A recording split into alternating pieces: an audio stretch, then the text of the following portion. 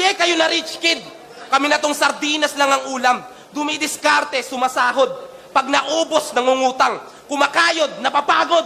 Sumisweldo, pero kulang. Di naman kasi kami kagaya nyo, mga irresponsableng umaasa sa sustento ng magulang. Hindi marunong tumayo sa sariling mga paa, mga walang paninindigan. Samantalang ang iba'y nagmimistulang alipin ng paninilbihan. Walang masama sa pagiging mahirap, lalo na kung nagsisikap gaya ko. Pag ako yumaman, okay lang. Pag kayo humirap, kaya nyo? Di ba hindi? Kaya kung usapang pera, sige, panalo ka na abno.